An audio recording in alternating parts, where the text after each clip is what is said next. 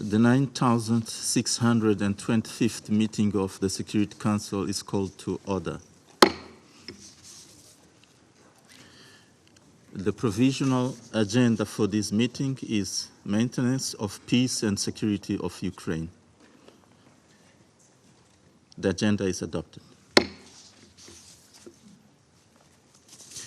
In accordance with Rule 37 of the Council's Provisional Rules of Procedure, I invite the representatives of Denmark, Estonia, Germany, Poland, and Ukraine to participate in this meeting. It's so decided.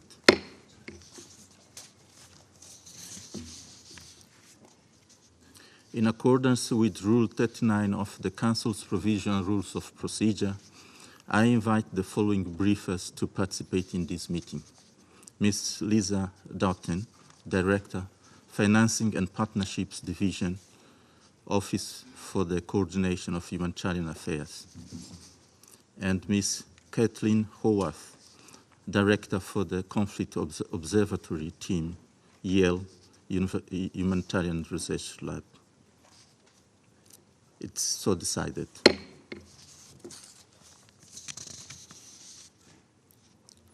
In accordance with Rule 39 of the Council's Provisional Rules of Procedure, I also invite His Excellency Mr. Stavros Lambrinidis, Head of the Delegation of the European Union to the United Nations, to participate in this meeting.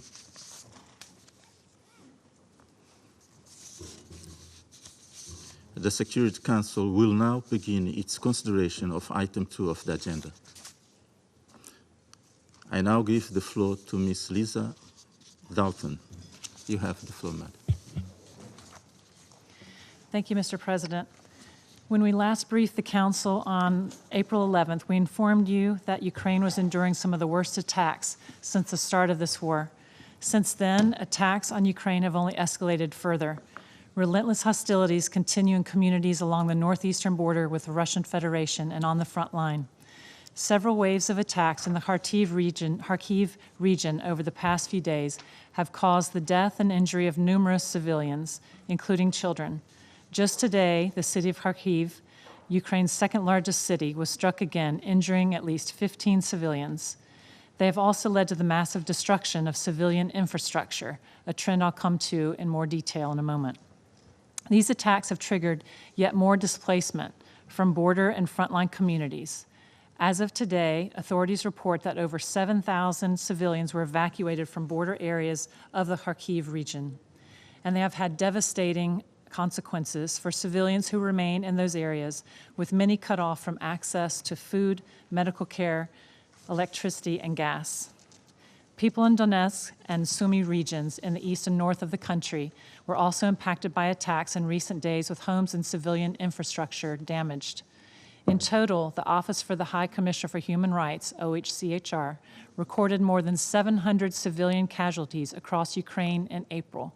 129 civilians were killed, while 574 were injured, a significant increase in the number of civilians injured for the second month in a row. 90% of all civilian casualties occurred in Ukrainian-controlled territory. Strikes have also been reported inside the Russian Federation, including on Sunday in the Belgorod region, reportedly also resulting in several civilian casualties and damage to residential homes and other civilian infrastructure. Mr. President, across Ukraine, we have also seen an intensified pattern of attacks on civilian infrastructure with far-reaching humanitarian consequences. Since March 22nd of this year, the UN and its partners have seen 5 waves of attacks directed against Ukraine's energy infrastructure. OHCHR recorded 50 such incidents in April alone. Kharkiv and Dnipro regions are particularly affected, with Ukraine's energy ministry reporting up to 250,000 residents experiencing rolling power outages in Kharkiv and ongoing restrictions in Dnipro since March. These attacks have destroyed or damaged power generation plants and electricity substations. The impact of these power cuts on the most vulnerable is stark. They have temporarily left millions of households across the country with no power, no water, and no gas needed for cooking, heating, hygiene, and other vital services. Children who rely on online schooling are not able to learn. Older persons with mobility impairments, persons with disabilities who use wheelchairs or other assisted devices, and mothers with small children are unable to leave multi-story apartment buildings to access food and medical support. Mr. President, we're extremely worried by what appears to be a new pattern of attacks on railway infrastructure in the east and south of Ukraine. In April alone, OHCHR recorded 10 attacks on railway infrastructure in government-controlled territory. The attacks killed 16 civilians and injured 59 more. Damage to the railway system also prevents the movement of people, goods such as construction material and other essential supplies. Also concerning are the attacks on factories and production plants, limiting the availability of locally procured humanitarian goods. In addition, continuing attacks on Ukraine's port infrastructure threaten their ability to export grain and other agricultural commodities at a time when the number of people facing acute food insecurity around the world continues to rise year after year. And we're alarmed by reports of attacks damaging energy infrastructure and oil refineries in the Russian Federation. Such attacks risk inflaming the war further and worsening its humanitarian impacts. I'm compelled once again to recall that under international humanitarian law, the parties must take constant care to spare all civilians, as well as civilian objects, including homes, schools, hospitals, and other essential infrastructure. Mr. President, the intensification in hostilities is making the delivery of humanitarian assistance all the more dangerous. Nevertheless, the UN and its humanitarian partners are doing everything we can to reach people in need of support, despite the enormous risks. Across the country, as of the end of March this year, 3.6 million people have received some form of humanitarian assistance. So far this year, a dozen interagency convoys delivered vital supplies to 20,000 people in frontline areas. Local humanitarian partners have been instrumental in conducting last-mile delivery and distribution. Assistance has also included the delivery of healthcare services to nearly 860,000 people, maintenance support for water and wastewater systems for more than 1.7 million people, and emergency water supplies for more than 1.2 million people. 2 million people have received food, seed, and livestock support, while around 580,000 people have been helped with essential household supplies and materials for emergency home repairs. Humanitarian protection activities have been expanded, including gender-based violence support for people newly displaced by the hostilities. We commend the government of Ukraine for the additional support it has announced for survivors of conflict-related sexual violence in the form of financial reparations and medical and psychological assistance. We're also incredibly grateful to donors who have so far provided 22% of the $3.1 billion needed for the Ukraine humanitarian needs and response plan. We call on donors to provide immediate and flexible financial support, which is so urgently needed to respond to the ever-growing needs.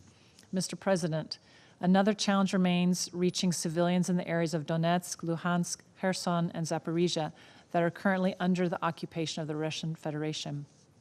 We're deeply concerned about the estimated 1.5 million people in need of life-saving assistance in these areas. As we said in last month's briefing and repeatedly in this council, in accordance with international humanitarian law, all parties must allow and facilitate the rapid and unimpeded passage of humanitarian relief for civilians in need. They must ensure that humanitarian personnel have the freedom of movement required for their work. I renew my call to the parties to comply with the obligations in this regard. Mr. President, this war has caused the death and injury of tens of thousands of people in Ukraine. It has displaced millions, many of whom continue to seek refuge in neighboring countries and across the world. It has caused immense suffering and left more than 14 million people, or 40% of the population, in need of humanitarian assistance. We once again call on this council to seek an end to it. Thank you, Mr. President. I thank Ms. Doughton for her briefing. I now give the floor to Ms. Kathleen Howarth.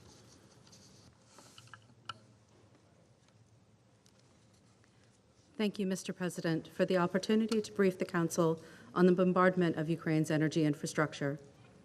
The Council's focus on this matter comes as waves of attacks sweep across Ukraine, targeting power generation and transmission facilities nationwide.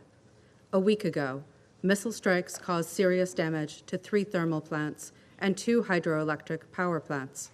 A few days ago, another large-scale infrastructure attack was reported.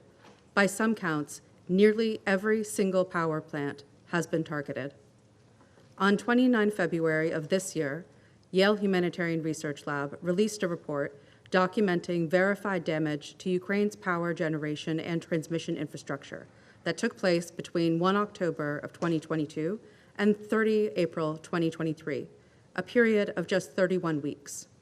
Through a combination of open-source data and satellite imagery analysis, HRL identified 223 damage events across 23 of Ukraine's 24 oblasts, and we verified 66 of those events to our rigorous high-confidence standards across 17 oblasts. That's a rate of over 7 damage events identified per week, with peak impact timed for the height of winter. Just last Wednesday, almost a dozen Ukrainian power facilities were reportedly struck in a single day, from 7 averaged a week to nearly a dozen in a day. Since March of 2024, successful targeting of power generation facilities has further slashed Ukraine's capacity. Each hit compounds the problem. Russia's officials have clearly stated their objectives for targeting Ukraine's energy infrastructure.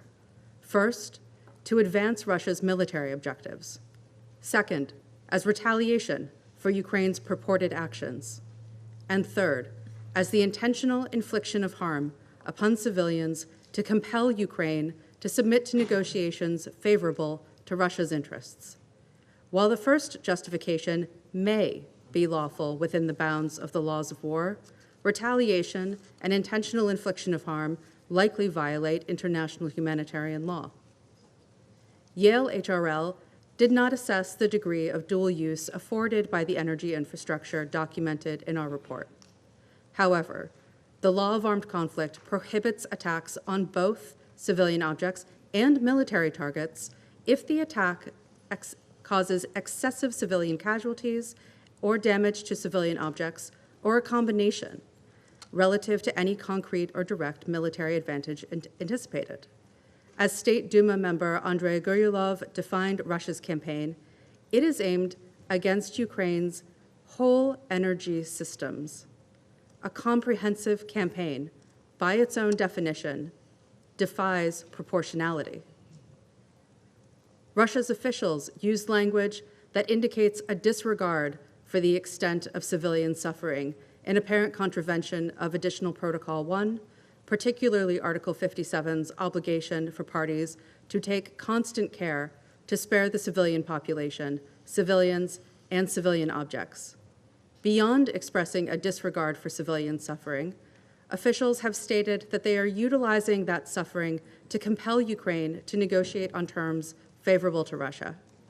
As Dmitry Medvedev wrote in October 2022, in order for Ukraine to stabilize its energy supply, it must, quote, recognize Russia's legitimate demands in the context of the special military operation and its results. Then the lights will work again. Or as Boris Chernyshov said when he called strikes on Ukraine's power infrastructure strikes of retribution for purported and unspecified war crimes. For that, they will sit there without gas and without electricity and without everything. What does it mean to go without gas and without electricity and without everything? It means that too much pressure is put on other parts of Ukraine's critical infrastructure, causing cascading problems and further damage. It means extended periods without water. It means jobs are ground to a halt, productivity is lost, and education is fragmented. It means blackouts last longer than the emergency batteries on life-saving healthcare equipment. The impact of these strikes cannot be assessed only by logging damage to facilities. It will take far more to understand the scope and scale of the harm done to Ukraine's civilians, including lives lost. As Ukraine's officials have comprehensively planned and executed their destruction of Ukraine's critical infrastructure, so should the international community systematically counteract this devastation. First, target the missiles. Sanctions already in place must be enforced to ensure that weapons components and the resupply of other critical elements are stopped at the borders of countries that already recognize these sanctions regimes. We must track these components and target Russia's missiles at their source. Second, prepare for this emergency. Mobilize resources today to support and stabilize Ukraine's economy and ensure that emergency humanitarian aid is in motion now to ensure civilian survival this winter. Third, let Russia pay. Release Russian assets seized under global sanctions to fund these emergency preparations over the next 6 months, work that cannot begin soon enough. Above all else, do not underestimate the scale of this threat. Russia's wholesale destruction of Ukraine's energy infrastructure targets the heart of its civilian population. If it is allowed to bleed from 1,000 cuts, hope will drain away. But every action that makes this heart stronger makes all of Ukraine more capable of defending itself. Thank you. I thank Ms. Haworth for her briefing. I now give the floor to those council members who wish to make statements. I give the floor to the representative of France. You have the floor. Mr. President, I wish to thank Madam Dalton and Madam Haworth for their statements. For more than 800 days now, the Russian Federation has been persisting in its war of aggression against Ukraine in violation of international law and the United Nations Charter. Russia has been pursuing its violations of international humanitarian law and has been waging a campaign of deliberate strikes targeting civilian objects. Russia has been carrying this strategy out at the cost of a heavy human toll and the alarming deterioration of the humanitarian situation. We have just heard that the Russian army has been systematically targeting Ukrainian energy production units, including thermal power plants, hydroelectric power plants, substations, and transformers. This campaign began in the winter of 2022 to 2023. It has intensified since February of 2024 and has culminated with large-scale salvos in late March and early April. 50% of Ukrainian energy production capacities has been destroyed or damaged. Russia has been striking at Kharkiv and Odessa on an almost daily basis with ballistic missiles. These are strikes targeting the depth of the territory of Ukraine, far from the front lines. They are not in any way geared towards achievement of any military objectives. They are targeting civilian infrastructure, which is critical for populations. This runs counter to the core principles of IHL for the protection of civilians, distinction, and proportionality. This reflects the fact that Russia has no concern when it comes to possible precautions being taken to mitigate the wounds inflicted upon civilians and damage to civilian objects. France will continue to deliver support for international justice. The arrest warrants issued on 5 March 2024 by the ICC against Sergei Ivanovich Kobilach, Lieutenant General of the Russian Aerospace Forces, and Viktor Nikolaevich Sokolov, Vice Admiral of the Russian Black and Russian Black Sea Fleet commander related to the campaign of missile strikes against Ukrainian civilian energy infrastructure are a decisive step forward. France also applauds the renewal of the mandate of the Independent Commission of Inquiry of the Human Rights Council, which has been documenting indiscriminate attacks against populations and critical infrastructure in Ukraine. President, while Russia has been carrying out devastating attacks targeting Ukrainian energy infrastructure, Ukraine and the rest of the world has been acting to mitigate the humanitarian consequences of this war, to provide support to the populations by stepping up the resilience of strategic infrastructure. This is an issue which will be subject to discussions during the Conference for Peace organized by Switzerland next month. Their only way towards a fair and lasting peace is the path that is respectful of the sovereignty and territorial integrity of Ukraine. Thank you. Thank the representative of France for their statement. And I now give the floor to the representative of Ecuador. You have the floor. Gracias. Thank you, President. I thank Ms. Doughton and Ms. Howarth for their detailed briefings. Ecuador has noted with concern that the conflict in Ukraine is worsening and spreading, exacerbating the suffering of the civilian population and creating additional risks which may affect regional and global stability. The statistics are alarming. More than 10,000 civilians have lost their lives since the beginning of the conflict, including hundreds of children. More than 20,000 people have been wounded, and millions have been displaced.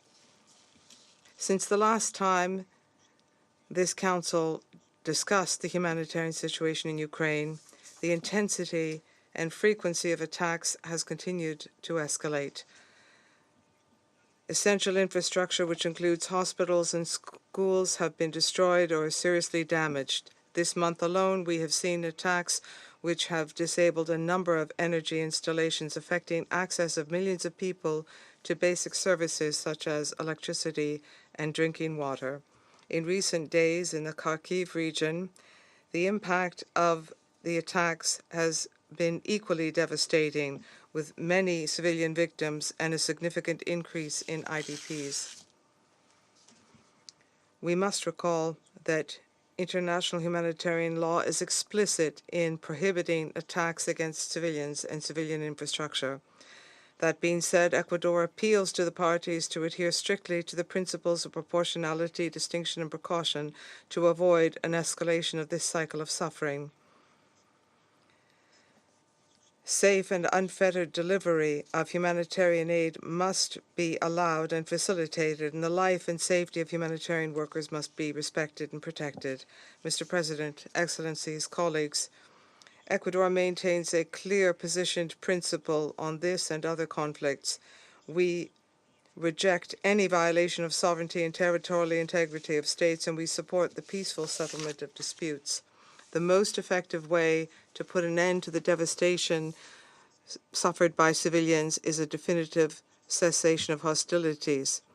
Until the weapons are silenced, the suffering of innocents will continue to rise, regardless of humanitarian efforts or protection measures that have been implemented. And therefore, Ecuador urges the Russian Federation to put an end to its military operations in Ukraine and to comply with the ruling of the ICJ from the 16th of March 2022. And to make room for dialogue and diplomacy, the legitimate and effective ways for promoting peace. Thank you.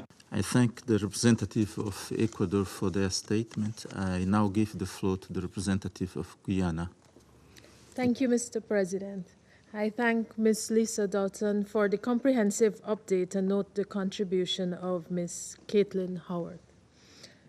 I also welcome the participation of the representatives of Ukraine, Germany, Estonia, Poland, Denmark, and the European Union in today's meeting.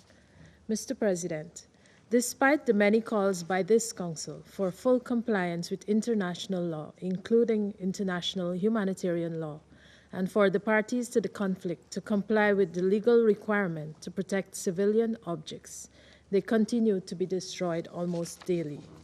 Guyana is deeply alarmed by the unrelenting attacks on residential buildings, schools, medical facilities, grain ports, and energy facilities since the start of this war in February 2022.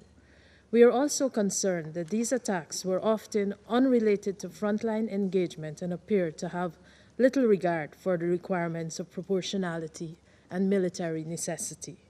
International humanitarian law is clear in its prohibition of attacks targeting civilians and objects indispensable to the survival of civilians. Yet, we continue to witness large-scale coordinated attacks on civilian infrastructure, including dozens of energy facilities, resulting in disrupted access to electricity and water supply for millions of people in multiple locations. The damage, destruction, or loss of functionality of energy facilities are having direct and reverberating effects on civilians. They are not only causing incidental civilian harm through the disruption of access to critical services, but are also resulting in loss of civilian life and injury to those living in nearby target sites, near to target sites.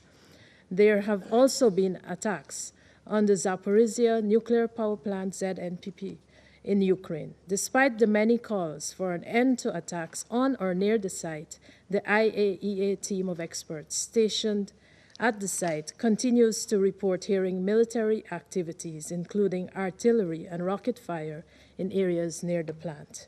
This cannot and must not continue.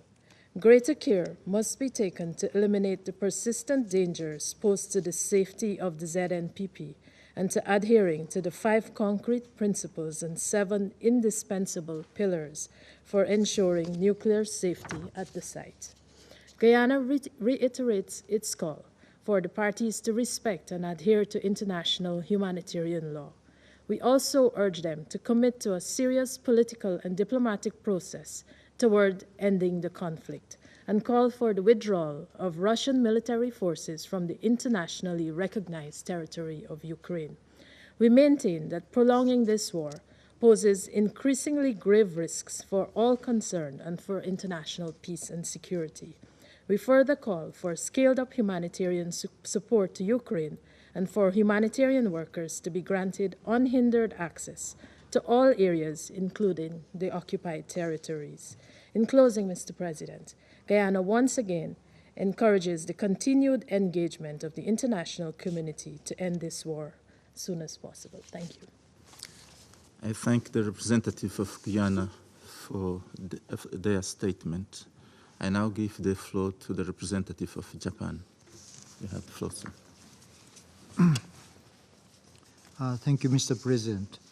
I thank Ms. Doughton and Ms. Howard for their valuable briefings.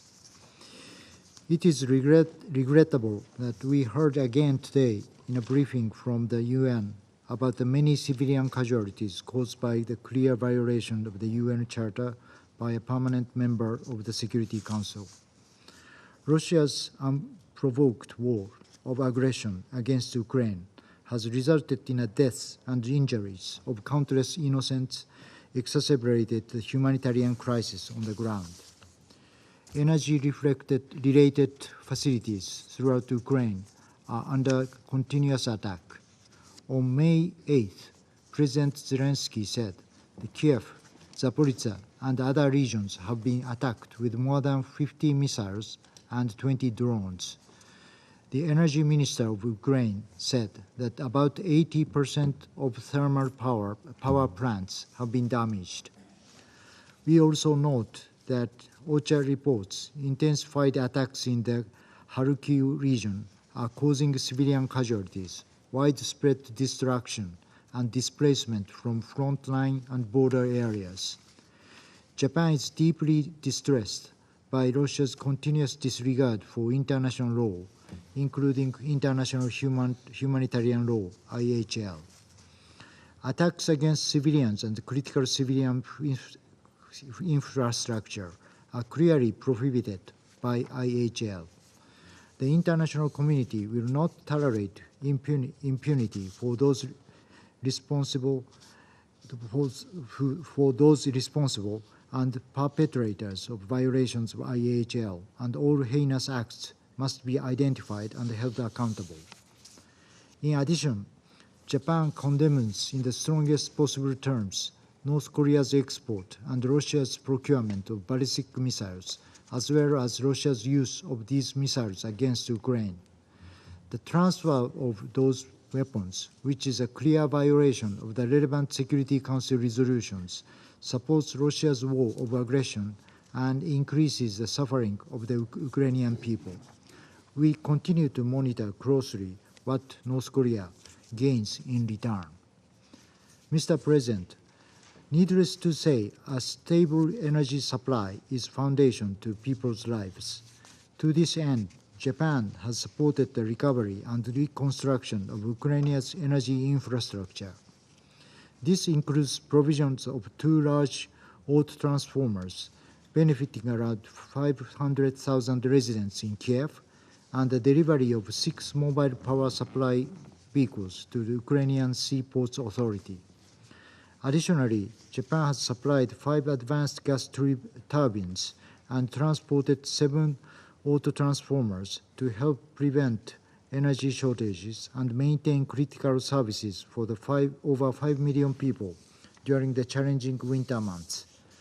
Japan remains committed to supporting the Ukrainian people through bolstering the electricity and heating supplies in Ukraine. Mr. President, once again, we reiterate our clear position to urge Russia to stop the aggression and immediately and unconditionally withdraw from the internationally recognized territory of Ukraine. Japan continues to stand with the people of Ukraine and the UN Charter. I thank you. I thank the representative of Japan for their statement. I give the floor to the representative of Algeria. You have the floor. سيد الرئيس، بداية أود أن أشكر ليزا داوتن. Mr. President, allow me to begin by thanking Ms. Lisa Doughton for her briefing. I also followed with great interest the briefing provided by Ms. Caitlin Howard. Mr. President, in a number of meetings, Algeria has expressed its great concern at the worsening humanitarian situation in the crisis in Ukraine and this mindset of confrontation which reigns over the situation between the parties. It has tragic repercussions on civilians and ramifications regionally and internationally. The loss of civilian life, the suffering of refugees and IDPs, the destruction of the civilian infrastructure, including energy power plants, are a source of great concern to us. In addition to that, there is worsening in tensions, the pursuit of hostilities, and an exacerbation of this polarized situation which has a dangerous repercussions in the international arena, without mentioning the economic fallout and impact and the social impact, in particular in the energy sector. We therefore reiterate our appeal for diplomatic efforts to be pursued in order to avoid a further humanitarian crisis and to address the humanitarian suffering without any distinction. Cessation of hostilities is needed. Civilians must be protected, and the UN Charter and international law, including international humanitarian law, must be respected. Algeria calls on all parties to set aside this mindset of confrontation and to find what is needed in order to restore comprehensive dialogue and constructive dialogue on the basis of the principles of the peaceful settlement of disputes, and we urge the parties to direct their efforts to find a just and lasting solution to the crisis in Ukraine, basing themselves on the goals and purposes and principles of the UN Charter and the legitimate concerns of both parties. Thank you. I thank the representative of Algeria for their statement. I now give the floor to the representative of the United Kingdom. You have the floor, Matt. Thank you, President. And I thank Director Lisa Doughton and Director Caitlin Howarth for their informative briefings. This spring, Russia has targeted power plants, electricity substations, and gas storage facilities across Ukraine. The United Kingdom calls for an immediate halt to this destructive campaign against Ukraine's energy infrastructure. Millions of people already face disruption to power, heating, and water supply. These attacks are making an appalling humanitarian situation worse. This is especially the case for frontline communities, as the attacks and lack of power hamper humanitarian partners' communications and movements. The most recent attack on the 8th of May involved over 70 missiles and drones. Since March, at least 14 power stations have been hit. Iranian-made UAVs remain Russia's weapons of choice in these attacks against civilians and their infrastructure. Colleagues, Russia has targeted Ukraine's energy infrastructure since the start of the full-scale invasion in 2022, and before that. In 2015, thousands of consumers experienced power outages when Russia hacked Ukrainian energy grids. Now, this pattern of Russian aggression continues in an attempt to terrorize civilians, obstruct livelihoods and businesses, and ultimately to break down Ukraine's resolve. But Ukrainians will not allow Russia to do that. The UK has committed $55 million to the energy community's Ukraine Energy Support Fund and over $214 million in overall support to the energy sector in Ukraine.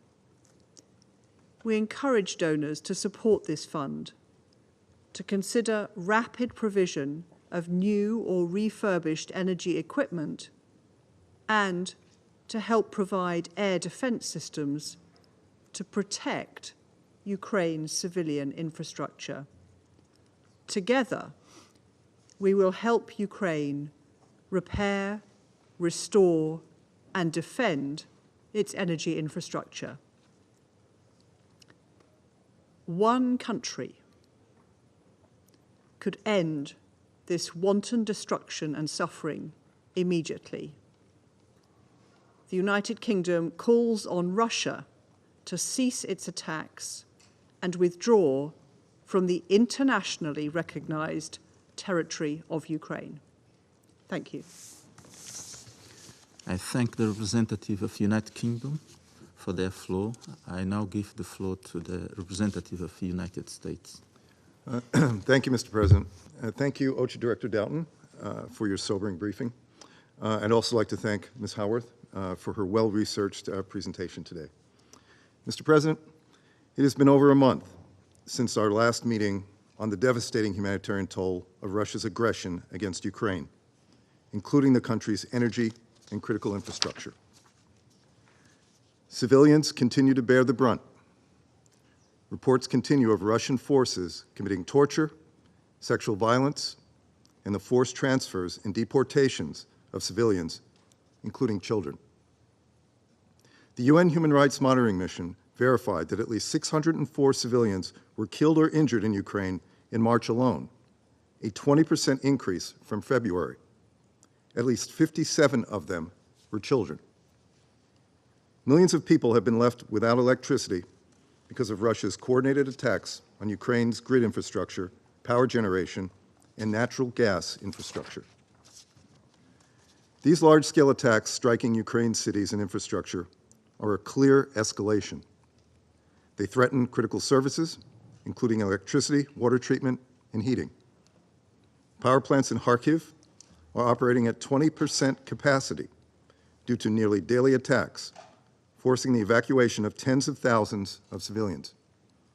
Mr. President, next week, this Council will be subjected to yet another meeting where Russia will claim that Western arms are to blame for prolonging the war it started. Russia only need look in the mirror to understand why more than 50 countries have provided critical support for Ukraine's forces. Last month, the United States announced a $1 billion in new assistance to Ukraine. This assistance includes urgently needed capabilities like air defense equipment to defend Ukraine's citizens from Russia's relentless attacks. Since February 2022, the United States has also provided nearly $2.9 billion in humanitarian assistance to Ukraine and neighboring countries. This includes life-saving support for the 3.4 million people who remain internally displaced and nearly 6.5 million refugees. Newly approved supplemental funding will help maintain the humanitarian response amidst unabated attacks on civilians and civilian infrastructure. The recent increase in Russian attacks reinforces the need for urgent humanitarian support to reach the 14.6 million people in need of assistance. We urge donors to support the humanitarian response through the Ukraine Humanitarian Fund or other partners. Mr. President, it bears repeating that Russia continues to deny international monitors and humanitarian organizations access to Ukrainian territory it occupies, as well as to facilities in Russia holding POWs and Ukrainian civilians.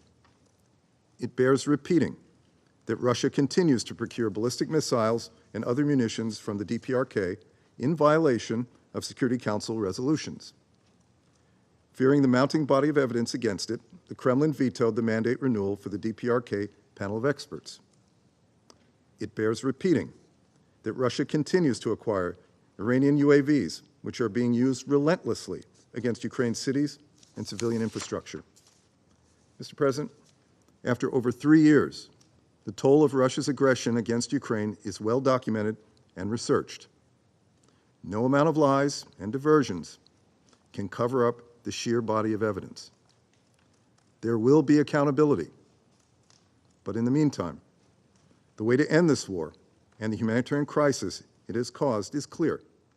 Russia must cease its aggression and immediately and fully withdraw from all territory within Ukraine's internationally recognized borders. Thank you, Mr. President. I thank the representative of the United States for their statement. I give the floor to the representative of Russian Federation. You have the floor, sir.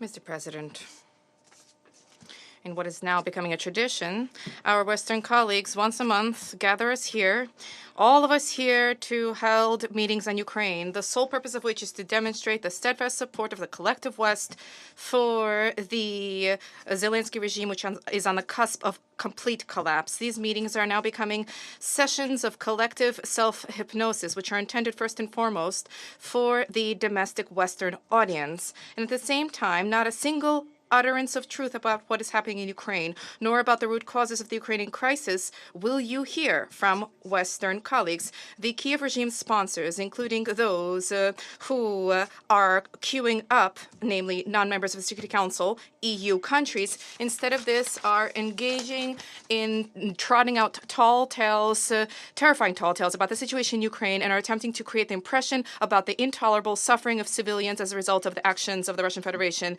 It is difficult to do this, rather difficult for them to do this, insofar as the Russian aerospace force strikes against facilities which are related to the military capabilities of the Kiev regime, are high precision in nature.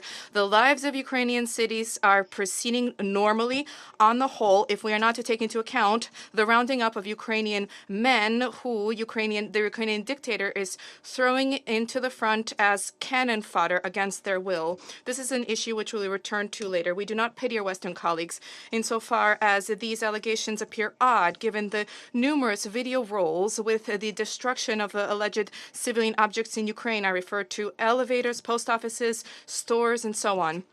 These are images which clearly show the form of the detonation of munitions and fuel. It is sufficiently difficult to also explain why, after the strikes on alleged peaceful hotels and areas of relaxation on the internet, there are hundreds of obituaries of Ukrainian military personnel which appear. And at the same time, Western capitals continue to demonstrate a selective blindness when it comes to the crimes perpetrated by the UAF insofar as they run counter to the mendacious portrayal of the world which they're trying to impose on their societies. In this picture in Ukraine, there are no violations of human rights and thousands of political prisoners. There is no Russophobia, no nationalism, no glorification of and whitewashing of the henchmen of Hitler, who claimed the lives of hundreds of thousands of Jews, Poles, Russians, and Ukrainians during the war, denying the sole argument. They use the single argument to deny all of this, and that argument being that the president of Ukraine is a Jew. Mr. President, if our Western colleagues were striving to convey to the international community at least an iota of the truth about what is happening in Ukraine, then they would not sweep under the rug, but rather they would condemn the latest craven terrorist attack perpetrated the day before yesterday by the Kiev regime. For it is perfectly well known that on 12th of May, the peaceful Russian city of Belgorod once again was targeted by a large-scale missile strike. For this purpose, 3 types of missiles were used: a tactical Tochka-U missiles, the Olch MLRS, as well as the Czech-made Vampire systems. At 11:40 in the morning, as a result of the 5th attack during that day, one of the entrances of a residential building was destroyed. The missile was launched from the area of Volchansk, that is from the territory under Ukrainian control. 15 peaceful civilians died. 17 people received injuries at varying levels, including the victims included an infant, a month-and-a-half-old infant. Unfortunately, the shelling of Belgorod continued throughout the entire day, and the rescue operations had to be suspended several times even. On Sunday, another 3 people died. And this is just one instance of how those encountering the advancement of the Russian troops throughout the entire front and those experiencing more and more setbacks on the battlefield. I refer to Ukrainian nationalists. In their impotent rage, they are striving to shift their rage to target peaceful Russian cities, targeting them with strikes in a violation of the norms of international humanitarian law. Of course, for all of these crimes, first and foremost, the Zelensky regime is responsible. However, the culpability of Western countries at the same time is equal, insofar as the sponsors of the Kiev junta continue to provide it with long-range weapons, providing it with intelligence, and sending their instructors and mercenaries to Ukraine in the illusory hope of inflicting a strategic defeat upon the Russian Federation and in seeking to attempt to weaken our country. We will have an opportunity to discuss these destructive actions of NATO countries in detail during a 20 May meeting, which will be convened at our initiatives. For this reason, we will not dwell on that right now. I will merely state that having abandoned hope of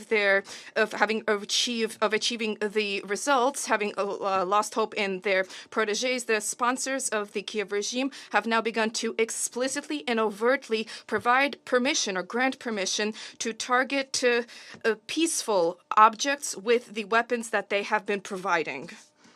For example, in early May, the British Foreign Minister, James Cameron, made a revelatory statement that the weapons provided by London can be used to carry out strikes against Russian territory, including in areas beyond the special military operations confines. The Latvian Foreign Ministry also confirmed that Ukraine received weapons from partners with permission to strike against Russian territory. And at the same time, in Western capitals are shamelessly avoiding discussion of the openly used terrorist ISIL-like methods which are used by their proteges, organizing attacks against journalists and activists on Russian territory.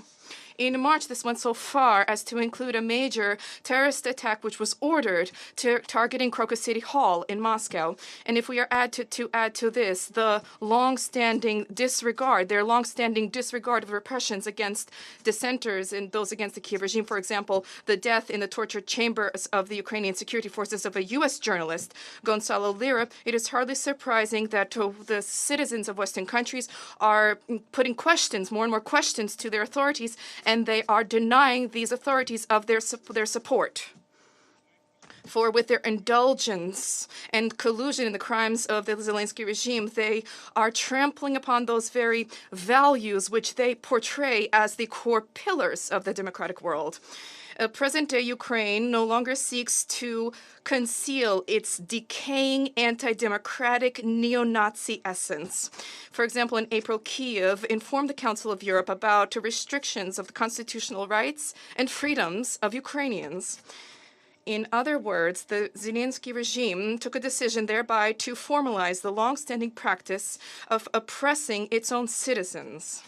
Information about staggering levels of violations of human rights in Ukraine is so difficult to sweep under the rug that even reports published in late April from the U.S. State Department points to numerous instances of torture, persecution against the church, arbitrary arrests, politically motivated killings.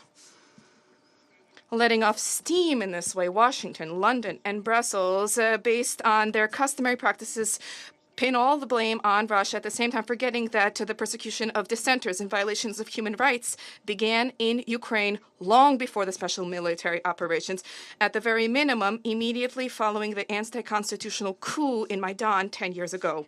Distinguished colleagues, today the residents of Ukraine are encountering a qualitatively new level of violations of their rights. In just a few days, on the 18th of May, Ukrainian men of enlistment age will effectively become disenfranchised. With the entry into force of a new law on mobilization, they will find themselves outside the law. They will lose control of their property, monetary funds. They will no longer be able to renew or receive documents. And nonetheless, conscription evasion in Ukraine has reached staggering levels. This is exceedingly inconvenient for Zelensky and his sponsors, insofar as, according to their view of the world, the Ukrainians should readily march forth to defend their country. In fact, only in Romania, as became well known, 11,000 men of enlistment age fled. 19 people died in this attempt. In order to flee the country, potential enlistees abandoned their vehicles at the border. They don the garb of women and they carry out all sorts of clever tricks in order to deceive the border guards, their border guards. And at the same time, the danger of entering the front is something which only the poor and disenfranchised face. The wealthy, of course, have opportunities to bribe their way out. And when it comes to the children of those holding power, that story is completely different. They have long been spending the funds stolen by their parents, including Western assistance, abroad. Colleagues, this is what is of concern to Ukrainians, not the lofty words of Western sponsors who are only interested in Ukrainians fighting on the front.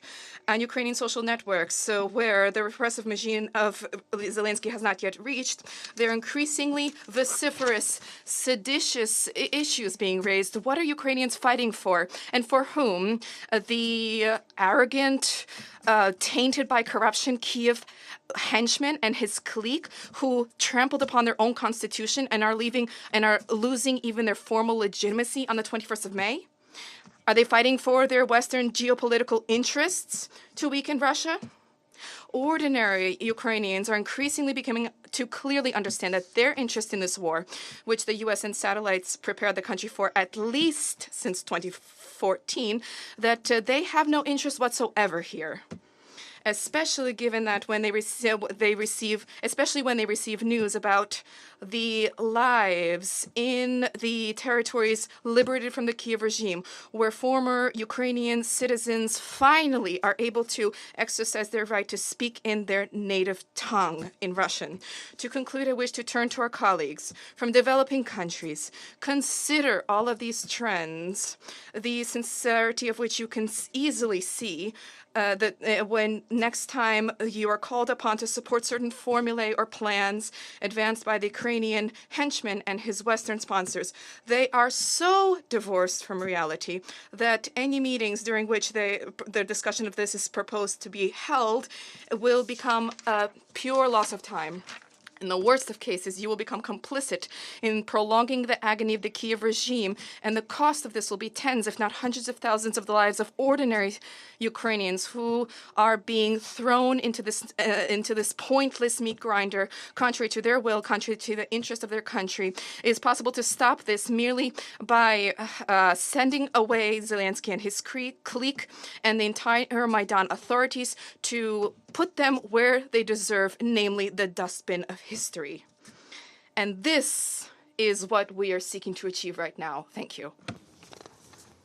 I thank the Russian representative for their statement. I now give the floor to the representative of Slovenia. You have Thank you very much, Mr. President. I'd like to thank Director Doughton for her briefing and Ms. Howard for her contribution. Mr. President, let me make a couple of points on behalf of my delegation. One, as the resident coordinator Denise Brown stated recently, there are no peaceful mornings in Ukraine. Since the last time we met on this file in early April, more than 1,000 drone and missile attacks were recorded across Ukraine. Cities like Kharkiv and Odessa were hit especially hard. Thousands of people have again been forced to flee as their homes are being destroyed, finding themselves in urgent need of humanitarian assistance. Aerial pounding of critical civilian infrastructure is continuing unabated, as reportedly 140 educational facilities were damaged or destroyed in attack across the country in 2024 alone. In parallel, UNICEF has reported that the rate at which children are dying has increased by nearly 40% in the first quarter of 2024 in comparison to the same period of last year. 2. Russia's use of cluster munitions. According to the latest reports, Russia has used cluster munitions in its bombardment of Odessa in late April.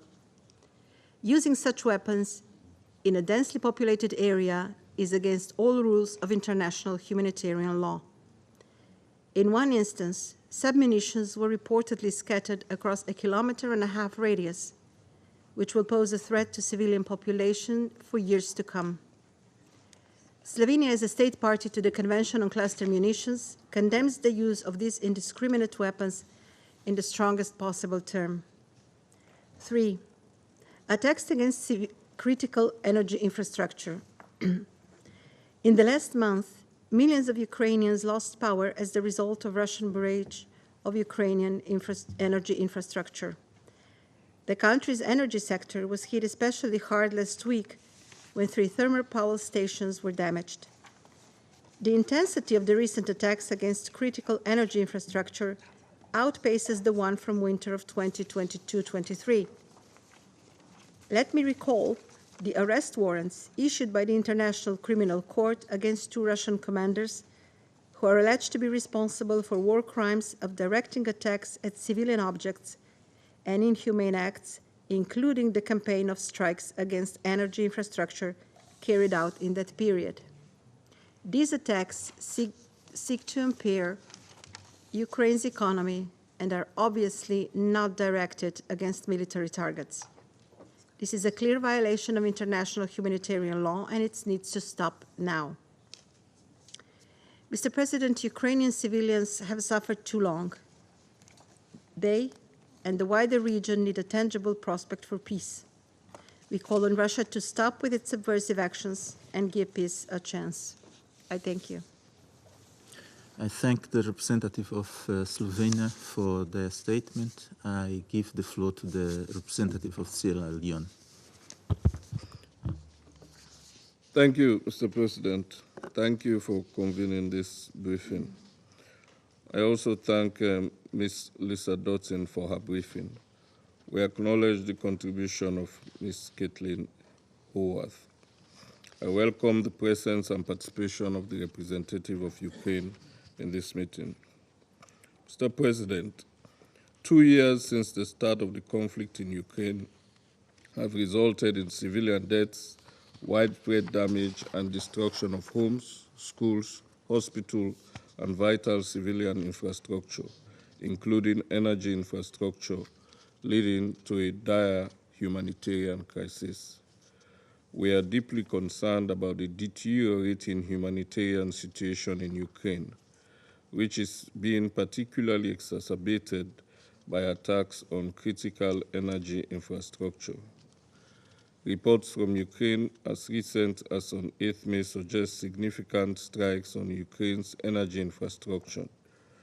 The attack reportedly caused significant damage to 3 thermal power plants, 4 hydroelectric power plants, 17 major high-voltage substations, and a gas storage facility in the Lviv region.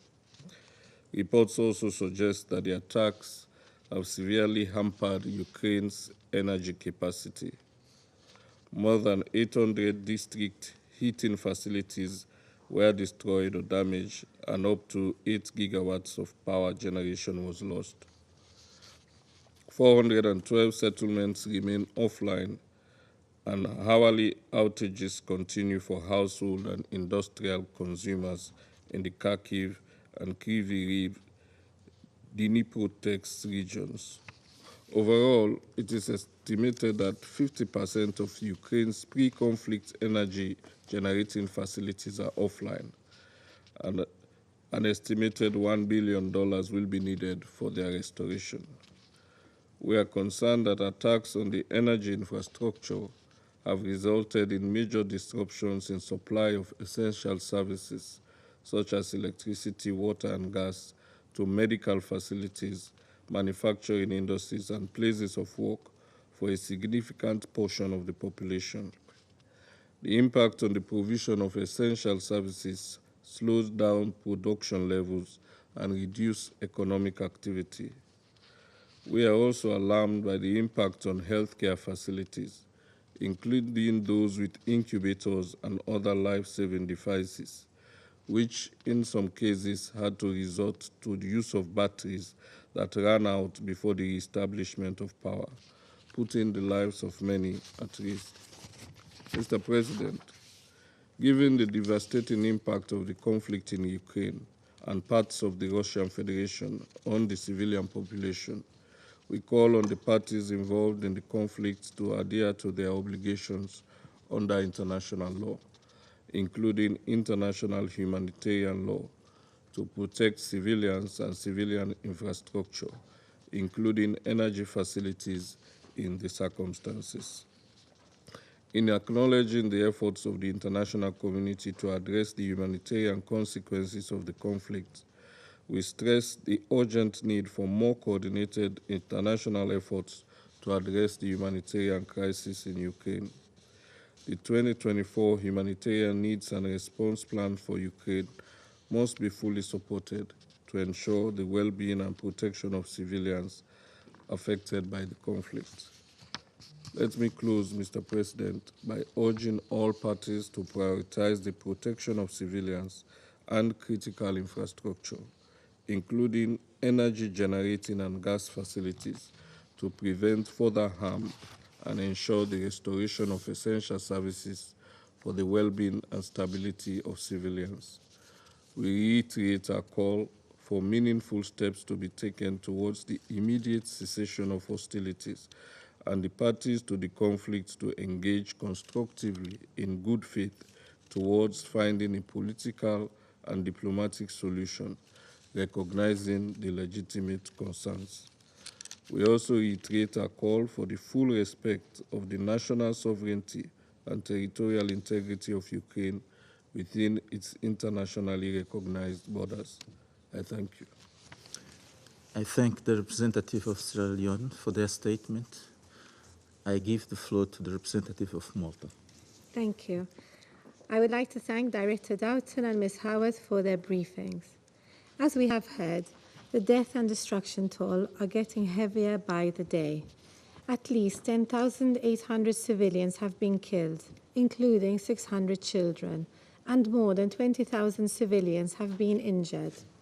Also, according to the Ukraine Humanitarian Needs Response Plan, 14.6 million people are estimated to be in need of assistance across Ukraine.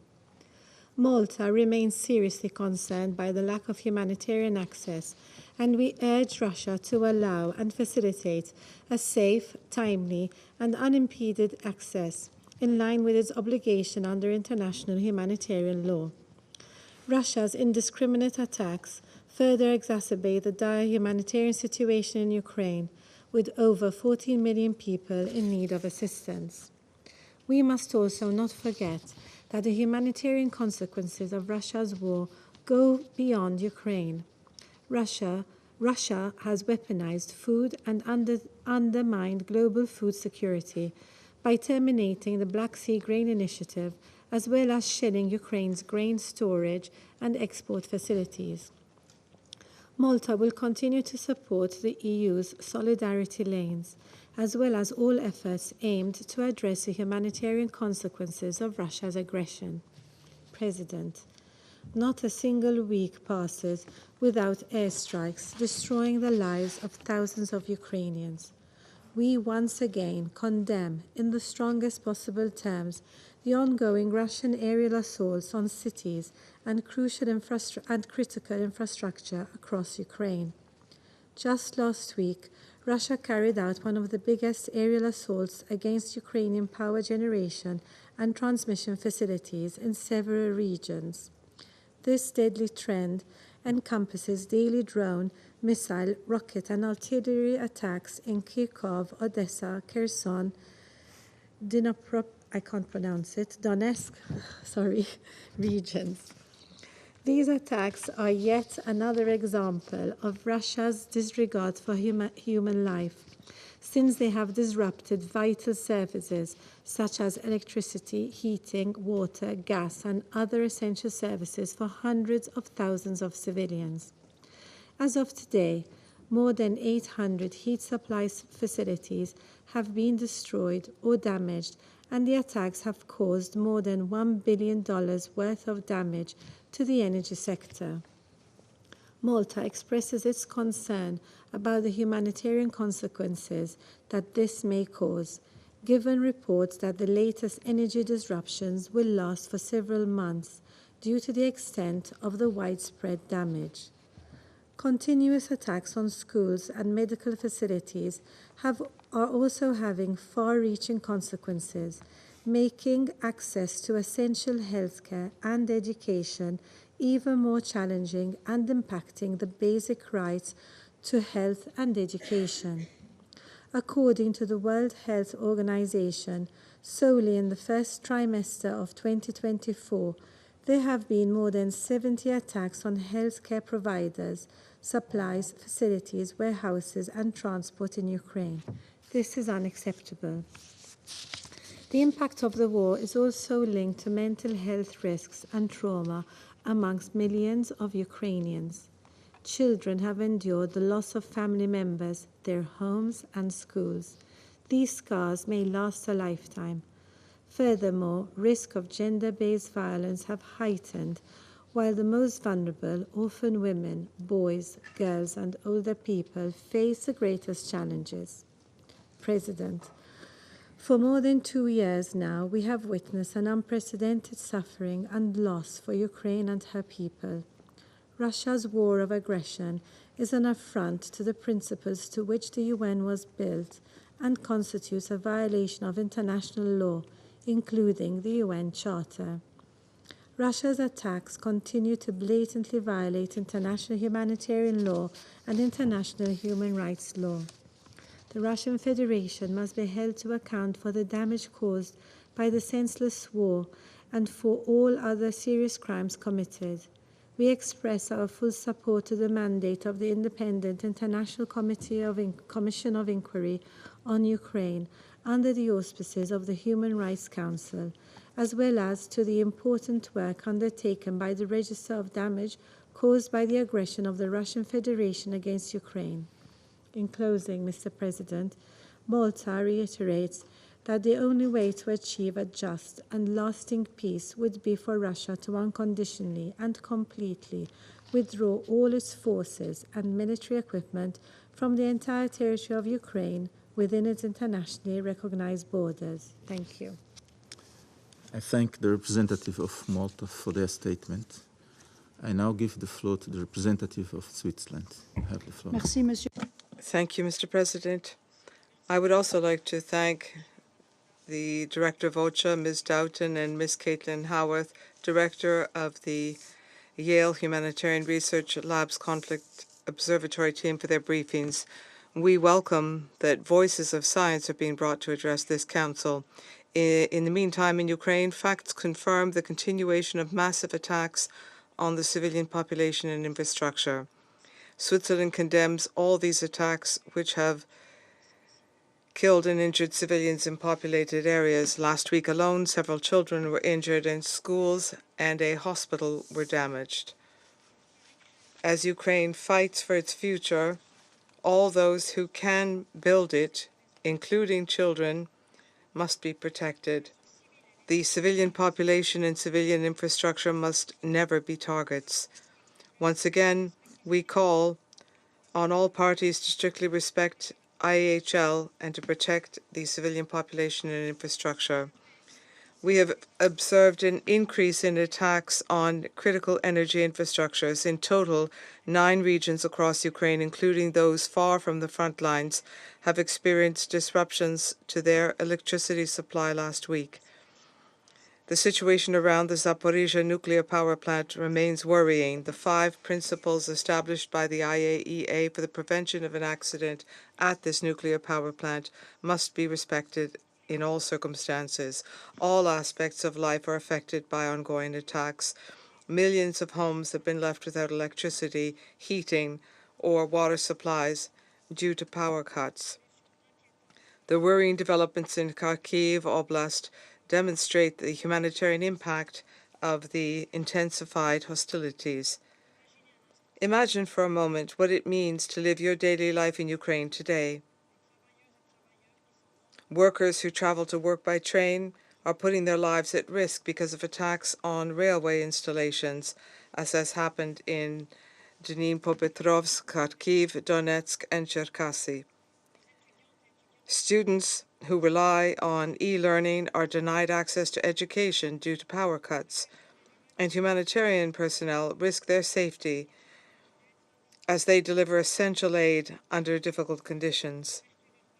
Under international humanitarian law, humanitarian actors must never be attacked, and their mission must be respected and protected. Mr. President, Switzerland reiterates that Russia must put an end to its military aggression against Ukraine. We remain determined to do everything in our power to contribute to a just and lasting peace in Ukraine, in accordance with the UN Charter. It is in this spirit that Switzerland will host the first high-level summit for peace in Ukraine on June 15th and 16th. We are aware that the road to a genuine peace process will be a long one. However, Switzerland is convinced that setting up a platform for high-level discussions represents an important step forward. We hope to be able to count on the participation from all regions of the world to create a common understanding of what a possible peace process requires and to define together a roadmap on how to involve both sides in a future peace process. Thank you. I thank the representative of Switzerland for their statement. I now give the floor to the representative of the Republic of Korea. You have the floor, sir. Thank you, Mr. President. I also thank Ms. Doughton and Ms. Howard for their timely and insightful briefings.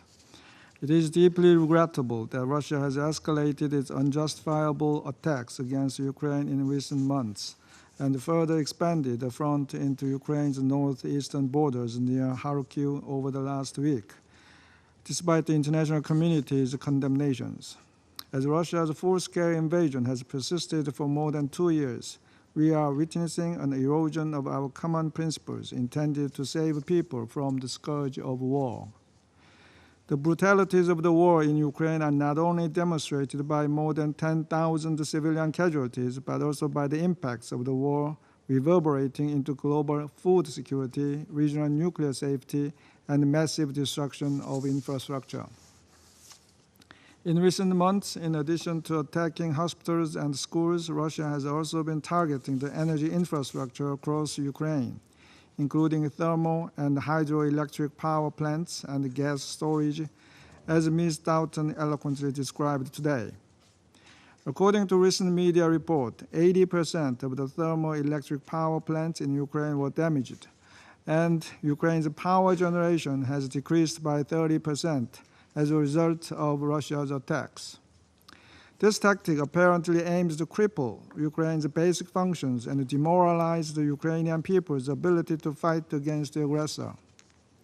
Such actions are unacceptable, as targeting civilian infrastructure is in violation of international humanitarian law, as articulated in the first protocol additional to the Geneva Conventions, particularly when they are indispensable to the survival of civilian population. Today, critical energy infrastructure holds far more significance in people's daily lives than decades ago, when international humanitarian laws were created and developed. Therefore, they deserve particular protection by warring parties. In addition to hindering access to electricity for millions of Ukrainians in the short term, the destruction of energy infrastructure has long-enduring impacts on the humanitarian situation in Ukraine. Indeed, the recent ICRC report highlights domino effects, where the destruction of energy infrastructure leads to the disruption of other basic services, such as the delivery of water and sanitation. And the lack of safe water, sanitation, and electricity can all impair the requisite operation of hospitals and the viability of food production and distribution, leading to the spread of disease, death, and displacement, disproportionately affecting children and women.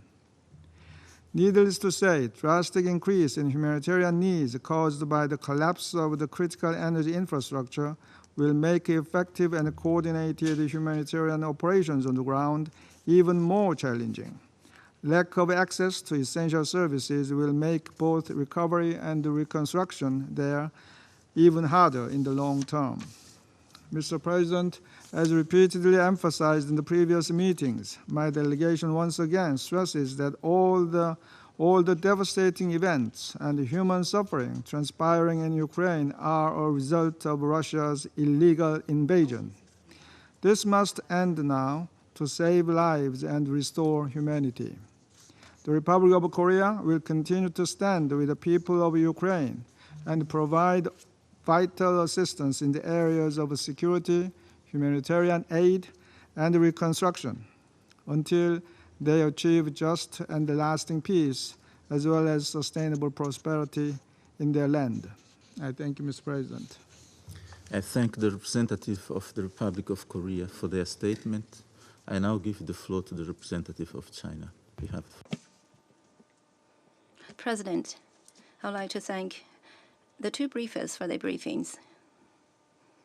As the Ukraine crisis grinds on, recently there has been some escalation of ground clashes, and horrific attacks occur from time to time, resulting in huge casualties and grave humanitarian impact. China is deeply concerned about this. In view of the prolonged fight in Ukraine and the increasingly dire humanitarian situation there, China has repeatedly called on the parties to the conflict to remain rational and exercise restraint, strictly abide by international humanitarian law, and refrain from attacking civilians or civilian infrastructure. The longer the Ukraine crisis lasts, the more risks and challenges it will bring, and the more damage it will do to Europe and the world at large. Expeditiously realizing ceasefire, restoring peace, diffusing crisis, and building a balanced, effective, and sustainable European security framework is the common aspiration of the international community. China is neither the creator of the Ukraine crisis nor a party to it. We have all along been campaigning for peace and worked to promote talks and have played a constructive role in pushing for a political settlement to the crisis. At the outset of the fighting, President Xi Jinping spoke with the leaders of Russia and Ukraine on the phone, calling on the two sides to stop fighting as soon as possible and resolve the differences through diplomacy and negotiations and settle their disputes peacefully. Later on the basis of in-depth discussion with all parties and fully heeding their views, China has proposed the full should principle to politically resolve the Ukraine crisis, namely the sovereignty and territorial integrity of all countries, should be respected. The purposes and principles of the UN Charter should be observed.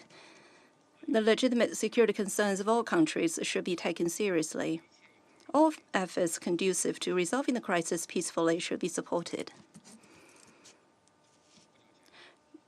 During his recent visits to France, Serbia, and Hungary, President Xi Jinping had in-depth exchange of views with European leaders on the Ukraine crisis. He pointed out that China and Europe should work together to oppose the spillover and escalation of the fighting, create conditions for peace talks, and to safeguard international energy and food security and the stability of global industry supply chain.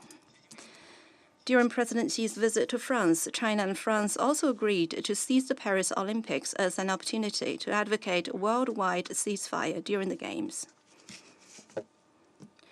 Over the past 2+ years, the Special Representative of the Chinese government for Eurasian Affairs has engaged with representatives of the Russian Federation, Ukraine, and relevant European countries on political settlement of the Ukraine crisis, conducted in-depth discussions with all parties, and conveyed messages promoting cessation of hostilities. Recently, the Special Representative had just completed his third round of shuttle diplomacy in Turkey, Egypt, Saudi Arabia, and the UAE, among others. In all these diplomatic efforts and meetings and talks, China's message is consistent. China's proposal is also consistent. To sum it up, it is a message of 8 words, namely advocating peace, promoting talks, finding a political settlement.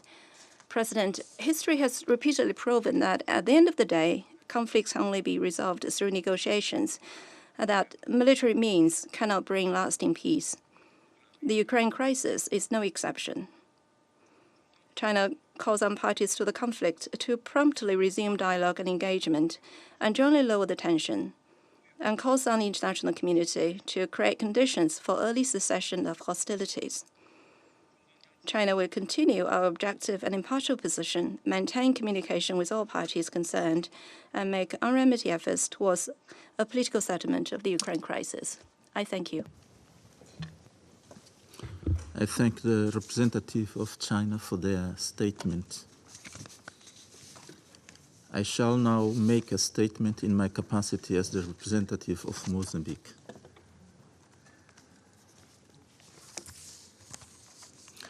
I thank Ms. Lisa Doughton and Ms. Kathleen Howard for their insights. I also welcome the representative of Denmark, Estonia, Germany, Poland, and Ukraine, as well as the representative of the European Union in this meeting. Distinguished Council members, the war in Ukraine has resulted in a severe refugee crisis, numerous casualties, widespread infrastructure damage, forced displacement of civilians, and long-lasting impact. International efforts are crucial to alleviate suffering and address this humanitarian catastrophe. This conflict poses serious threat to regional and international peace and security. We remain profoundly concerned over the situation. Regrettably, the prospect for a mutually accepted solution remain elusive, since the conflicting parts firmly believe in a military logic and zero-sum game logic at the expense of cooperative approach. The repeated and consistent calls from the international community, including this Council, for the immediate cessation of hostilities can no longer be ignored.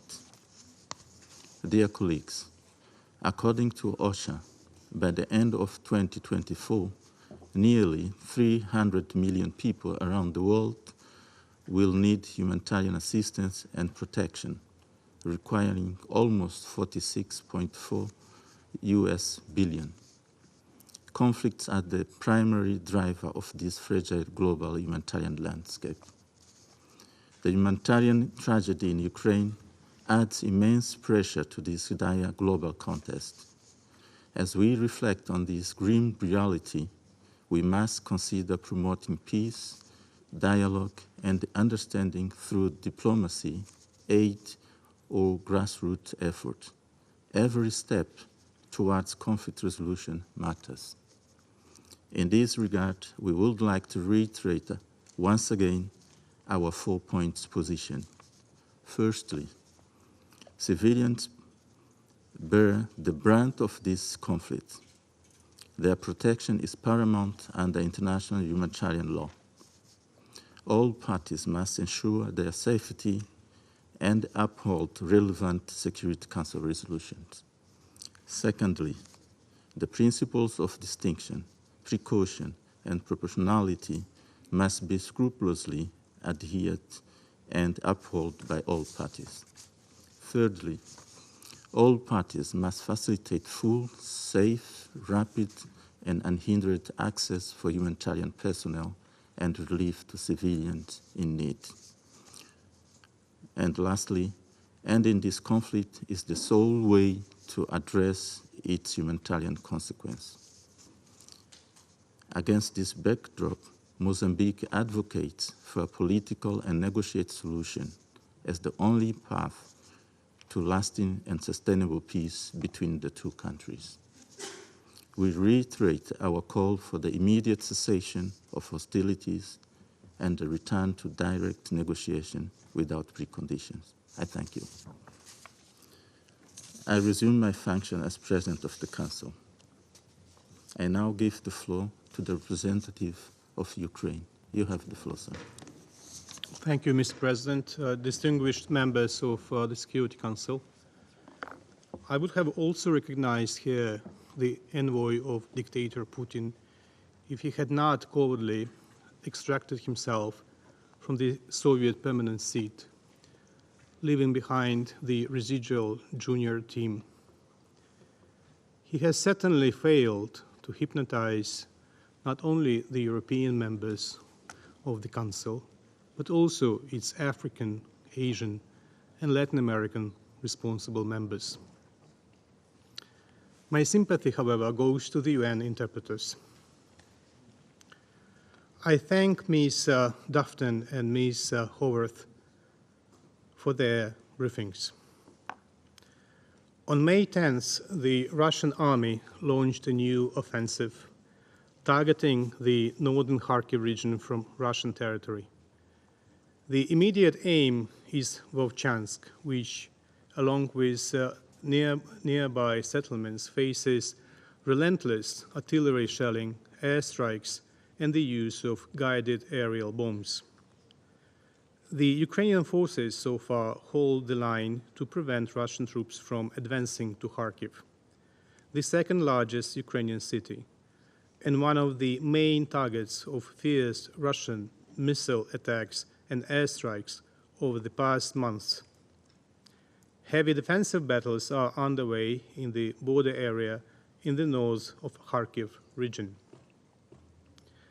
The situation remains extremely dangerous for the local civilians. As reported by OCHA Ukraine, Russian attacks in Kharkiv region over the past few days have led to civilian deaths and injuries, including among children. These casualties contribute to the overall number of 1,993 children killed or injured since Russia started its invasion. This number, as UNICEF stated yesterday, the UN has been able to confirm, but the actual number is yet to be verified. The Ukrainian authorities swiftly initiated evacuations of civilians from the areas targeted by Russian attacks to safer locations. Nearly 6,000 residents have been evacuated since the assaults began, with the operation ongoing. Russian forces persist in razing Ukrainian towns to the ground without regard for the local population's suffering, with Vovchansk becoming the latest victim, akin to Bakhmut or Marinka. And the above is carried out by the country that installed itself in the Soviet seat as a permanent member of the Security Council, a seat that carries special responsibility for maintaining international peace and security. In fact, the Kremlin does not even care about the safety of their own population. The destruction of a multi-story residential building in Belgorod on Sunday is another example of Putin's disregard towards Russia's own citizens. It goes without saying that Russia will not allow independent international experts on the site. Instead, we have heard immediate propaganda allegations against Ukraine. It speaks volumes, however, that the local authorities and the Russian Ministry of Defense have issued different versions. As Putin's envoy decided to stick to the version of the Russian Ministry of Defense, I would like to remind him of his own cynical statement, and I quote, "While Ukrainian anti-air missiles misfiring or straying off course hit residential buildings and civilian objects, harm is also being caused by debris falling in residential areas solely because Ukrainian air defense systems are located here." He can quote this statement to his new Minister of Defense now, referring to the version by the Ministry of Defense of Russia. However, what experts draw attention to is the similarity of the destruction to the consequences of a guided aerial bomb explosion. Recently, reports of unauthorized drops of such aerial bombs from Russian aircraft over the territory of the Belgorod region have become routine. Several incidents have already occurred in May. For example, on May the 4th, a Russian aircraft dropped a 500-kilo bomb on Belgorod, damaging 30 private houses. On May the 12th, a similar bomb fell on the territory of Razumne 54 village in the Belgorod region. According to reports by Russian online sources, there have been 33 such incidents with unauthorized drops in Russian border areas and occupied Ukrainian areas since March this year. Given these numbers, it was just a matter of time before such destruction happened in Belgorod on Sunday. Mr. President, further deliberate aggravation by Russia serves a further proof of how far we remain from our goal of never again. The main motto of the anniversary of the victory over Nazism that the world marked last week. Atrocities of the war, again the reality for Ukrainians. On May the 8th, they woke up to air sirens and explosions. That day, 55 missiles and 21 drones attacked energy and other critical infrastructure in 7 Ukrainian regions, from west to east. The next day, Ukraine again sustained new Russian attacks against its energy generation facilities. Since the end of February, Russia has carried out 388 strikes on 131 energy infrastructure facilities, hydro and thermal power plants, dams and transmission systems. These strikes destroyed almost all of Ukraine's thermal power generation. On the 27th of April alone, 4 thermal power plants were damaged. On May the 8th, 2 more hydroelectric power plants were attacked by Russia and are no longer in operation. And all this is done by a country that called itself a friend of the UN Charter. Mr. President, the world defeated Nazis 79 years ago, but their modern reincarnation continues to kill, to destroy, and to threaten. Like Hitler, Putin used to salami slice neighboring countries. Having tested the world's reaction, he came to a similar conclusion to the one Hitler arrived at prior to September 1939, and he moved ahead full scale in February 2022. It speaks volumes that the so-called list of unfriendly states elaborated by Moscow coincides to a great extent with the list of the anti-Hitler coalition. Those who defeated Nazism are enemies for modern Russia, and now Moscow threatens these states with nuclear saber-rattling and makes them subjects for obnoxious verbal attacks. In contrast to 1939, Europe today is actually cognizant of the threat posed by Russia. Now Ukraine is the only country in the world being attacked by ballistic and cruise missiles almost daily. In April alone, Russian forces launched over 300 missiles, almost 300 Shaheds, and more than 3,200 guided aerial bombs. On May the 1st, missile strikes hit Odessa and Zolochiv, Kharkiv region, claiming 2 lives and injuring 19, while causing damage to civilian infrastructure. Further attacks on May the 3rd and Orthodox Easter, May the 5th, in Kharkiv, left more casualties, with a total of 380 shelling incidents recorded in the first week of May alone. Today, the Russian forces targeted a multi-story residential building in the heart of Kharkiv, resulting in injuries to at least 16 individuals, including 3 children. And don't forget that all this is being done by a country that declared itself the main fighter against Nazism at the United Nations. Mr. President, the situation in the temporarily occupied Ukrainian territories for the local population remains alarming. The Russian occupation army is full of convicted murderers, and the practice of recruitment of Russian prisoners in exchange for pardon persists. Some cases are shocking even for Russians loyal to Putin's regime. For instance, recently, the Russian media found in the Russian army 2 infamous murderers, a cannibal by name Dmitry Malyshev, who murdered several people and ate the heart of one of them, and the maniac Alexander Maslennikov, who killed and dismembered 2 women. It seems that these particular skills are currently in high demand in the Russian army. Therefore, instead of serving long prison sentences, both were recruited from their prison cells to the Russian army and sent to Ukraine to kill Ukrainians. As follows from Putin's speech on May the 9th, such people are real heroes of Russia. Upon returning to Russia, these heroes resumed their previous activities of violence.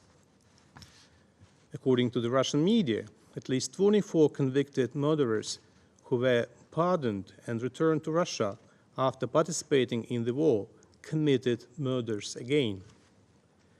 The actual number of crimes committed by the ex-convicts is likely much higher. It is hard even to imagine how residents in the occupied areas of Ukraine suffer as rapists and murderers serving in the Russian army enjoy full impunity for crimes against them. Reports from the Independent Commission of Inquiry on Ukraine and the Office of the High Commissioner for Human Rights starkly outline the extensive and systematic use of torture by Russian aggressors. This includes the use of sexual violence as a weapon against Ukrainian civilians and prisoners of war, reaching a level of brutality and impunity that even shocks seasoned experts. And all the above is carried out by a country whose Orthodox Church leader openly advocates for war and even blesses weapons to kill Ukrainians. Mr. President, all the above crimes cannot be committed perpetually. It must be stopped. When faced with such a widespread and severe war of aggression, a global effort is necessary.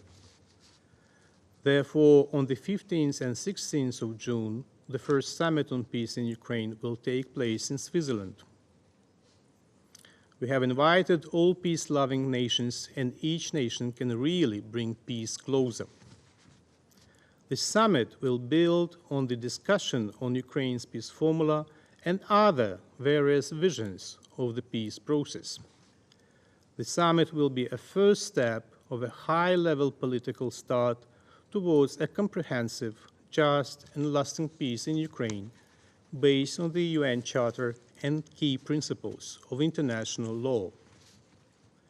As we are approaching this summit, Russia, however, intensifies its spreading of lies about a so-called peace deal that Ukraine and Russia were allegedly close to in spring 2022. Indeed, the delegations met, but the positions were so far away and Russia's demands were so bizarre that the prospect of a real solution was not even remotely in sight. It is clear why Russia focuses the public on the Istanbul talks in March 2022. It tries to shift the focus from what happened in February 2022. It is clear why Russia blames the Ukrainian president for undermining a deal that was never going to be reached in reality. It tries to make the way to real peace impossible. The name of the person who actually ruined the prospect of peace is Putin. He has been ruining peace in Ukraine for more than a decade, first by occupying Crimea and parts of the Donbass in 2014, then by obstructing the Minsk and Normandy peace processes, then by launching full-scale war of aggression, and then by refusing to end it. This is why the war drags on. Only together can we stop Russia and put an end to its aggressive plans for the rest of Europe. For this to happen, keep supporting Ukraine and don't buy Russian lies. Therefore, it is really important, not only for Ukraine, that the majority of nations attend the summit. The more active the world is now in restoring a comprehensive, just, and lasting peace for Ukraine, the more likely it is that the others in the world will not become the victims of similar aggression. It is not brute force that should determine the world order, but the UN Charter. And in unity, we can force Russia to comply with it. The summit in Switzerland will particularly focus on energy and nuclear security, safety of navigation, and humanitarian issues, notably exchange of all for all and return of children who were forcibly deported to Russia. A stable, predictable peace, a stable, predictable, peaceful world is a world in which no one can spread violence and chaos, destabilization, and pain as Russia does now.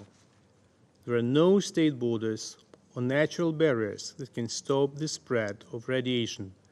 There is no nation that would simply put up with the captivity or deportation of people by a hostile state. There is no nation that would accept that someone turned its cities into ruins. The peace formula must work for everyone, and it is a common interest of strategic nature for us all to show unity of purpose at the summit in Switzerland. I thank you. I thank the representative of Ukraine for their statement. I give the floor to the representative of Germany. You have the floor, Madam. Thank you, Mr. President, for giving me the floor. And I would also like to thank Director Lisa Doughton from OCHA and Ms. Caitlin Howarth for their valuable insights. Mr. President, Russia is relentlessly continuing its bombing campaign against Ukraine's critical infrastructure. By doing so, it is systematically destroying the livelihoods of the civilian population in blatant violation of international humanitarian law. In line with its imperial ambitions, Russia is trying to subjugate Ukraine, a sovereign and peaceful country. This is clearly incompatible with Russia's responsibilities as a permanent member of this Council. Russia is attacking the very foundation of the United Nations and of global peace and security. As a nuclear state, it is invading its neighbor that has renounced nuclear weapons, and by employing arms imported from Iran and the DPRK, it defies Security Council resolutions. To shield its illegal activities, it is dismantling the international arms control architecture and undermining instruments of this Council, such as the panel of experts for the DPRK Sanctions Committee. We, the international community, have to stand up for international law, for the UN Charter, and for humanity. We must protect Ukraine as well as this very organization from Russia's aggression. Germany supports Ukraine with political, humanitarian, and military means. Air defense systems supplied by Germany are actively helping to protect Ukrainian cities.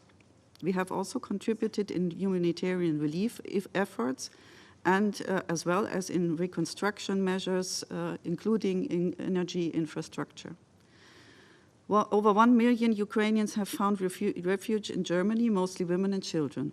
Germany continues its engagement in the search for a peaceful resolution in line with the UN Charter. The upcoming Peace Summit in Switzerland offers a unique platform in that regard. However, a just and lasting way out is only possible if Russia renounces its objective of conquest and annexation. Let me therefore conclude by again calling on Russia to immediately and unconditionally cease all its military operations, respect the territorial integrity of Ukraine, and to withdraw all its troops from Ukraine. Thank you. I thank the representative of Germany for their statement. I give now the floor to the representative of Estonia. Mr. President, thank you for giving me the floor. I have honor to speak on behalf of the three Baltic states, Latvia, Lithuania, and my own country, Estonia. We also align ourselves with the statement of the European Union. First of all, let me thank distinguished briefers for their most valuable input. Many thanks. Mr. President, the humanitarian situation in Ukraine keeps worsening. Every month, Russia uses over 130 types of missiles, including missiles provided by the DPRK, over 320 Shahed drones, and around 900 guided aerial bombs against Ukraine. As of late, we can also add chemical weapons to this list.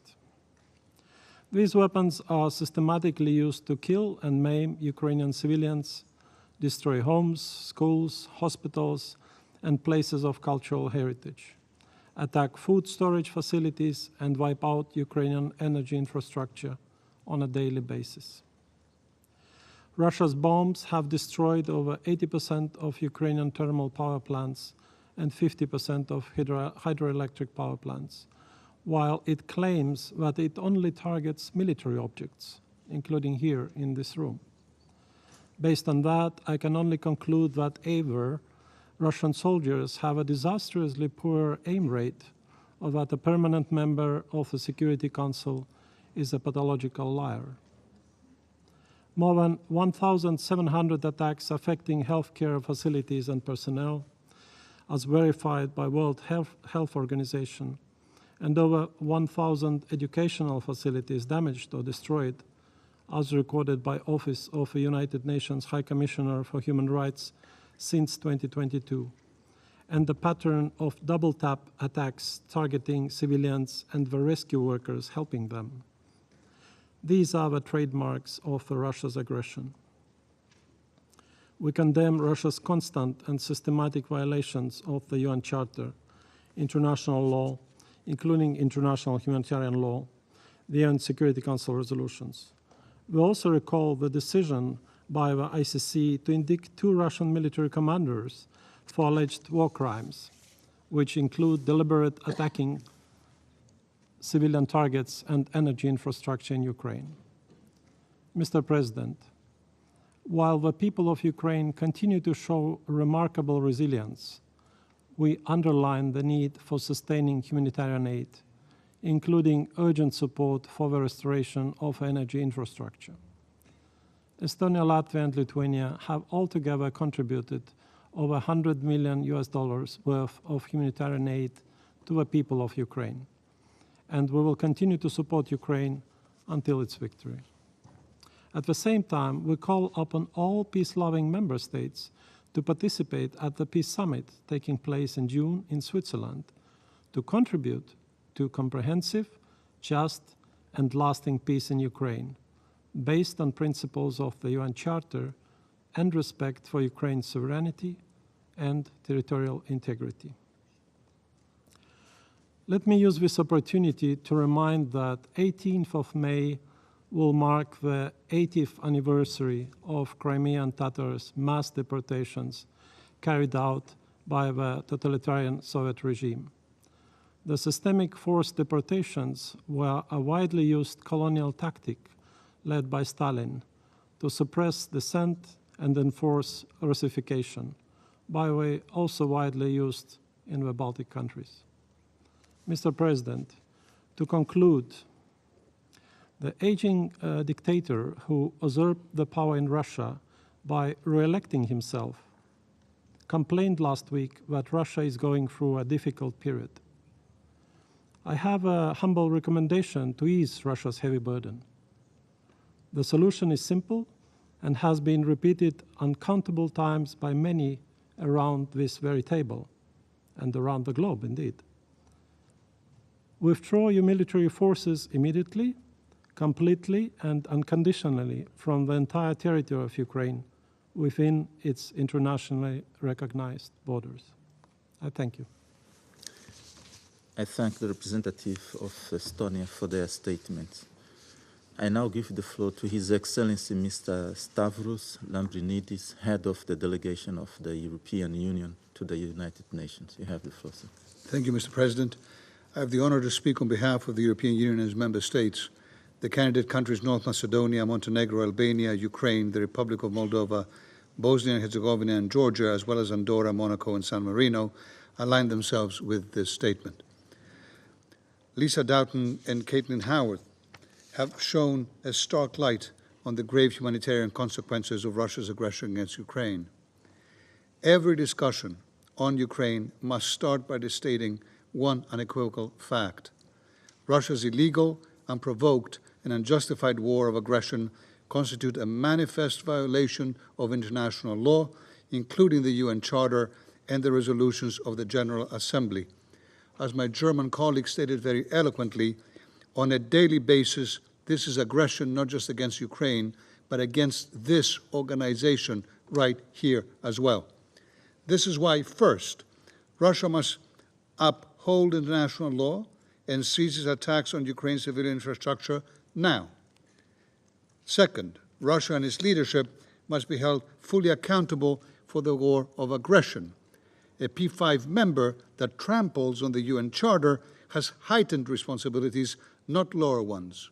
And third, all nations, North and South, East and West, must come together in support of a just, lasting, and comprehensive peace in Ukraine. President, these past weeks, Russia has continued its missile and drone attacks on Ukraine's energy infrastructure, destroying a significant portion of Ukraine's energy generation capacity. Thousands over thousands of Ukrainians now lack access to electricity. Its missile attacks also continue in Odessa and other Black Sea ports, threatening the freedom of navigation and hindering grain and other deliveries to the global market. Russia continues, in other words, to weaponize food and deliberately undermines global food security. Such systematic airstrikes against Ukraine's civilian infrastructure in and of themselves violate international humanitarian law and must stop immediately and unconditionally. Indeed, there are credible reports of Russia using double-tap strikes where the second attack hits rescue workers. Russia's indiscriminate attacks further exacerbate the dire humanitarian situation in Ukraine, with over 14 million people in need of assistance. You've heard so much about this here today. In response, the European Union and its member states have stepped up the provision of humanitarian and civil protection assistance, including, of course, power generators and power transformers. But Russia has an obligation to allow humanitarian aid to reach all those in need by enabling full, safe, and unhindered humanitarian access through the front lines and to stop withholding aid from people in need in the areas it has temporarily occupied. We recall the legally binding order of the International Court of Justice of March 22 for Russia to immediately suspend its military operations in Ukraine, legally binding. Third parties must immediately cease providing material support to Russia's war of aggression or other kind of cuddling. Secondly, Russia and its leadership must be held fully accountable for waging a war of aggression and for other most serious crimes under international law, as well as for the massive damage they have caused. The EU is firmly committed to ensuring full accountability for all crimes committed, including victims' rights to justice and reparation, as well as guarantees of non-repetition. We are working with all relevant multilateral and regional actors to achieve this. There can be no impunity for these crimes. Third, we reiterate our support for a comprehensive, just, and lasting peace in Ukraine. To this end, the aggressor must immediately, completely, unconditionally withdraw all its troops and military equipment from the entire territory of Ukraine, and it must respect Ukraine's sovereignty and territorial integrity in line with the resolutions of the General Assembly. We welcome Switzerland's initiative to host a summit on peace in Ukraine next month and call on all states to participate. The international community must reaffirm the centrality of international law, including the UN Charter and its principles. In closing, Mr. President, I reaffirm the European Union's unwavering support for Ukraine's independence, sovereignty, and territorial integrity within its internationally recognized borders. The EU will continue to support Ukraine for as long as it takes. As for Russia, stop your systematic and brutal bombing of Ukrainian civilians and civilian infrastructure right now.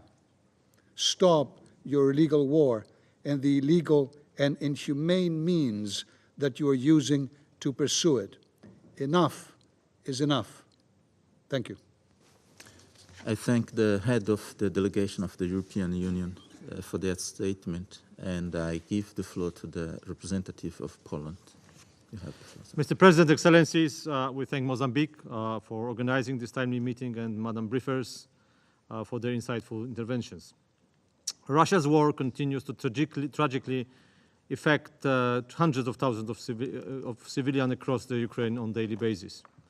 Being aware of how steep a price the Russian military is paying in human lives for any gains on the front lines, Moscow is bent on taking vengeance on the civilian population of Ukraine as a sort of punishment.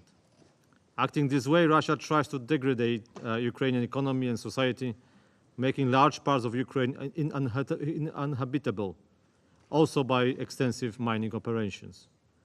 Speaking about the humanitarian aspect of this war of aggression, we must not only concentrate on the front lines alone, but also keep in mind the Ukrainian territory under temporary Russian control, including the illegally annexed Crimea, where innocent civilians continue to be subjected to the unimaginable abuse and denied even the most basic rights and freedoms.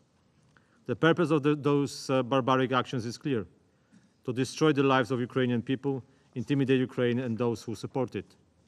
In this context, we are particularly appalled by the ongoing deportations and transfers of Ukrainian children and their forced Russification.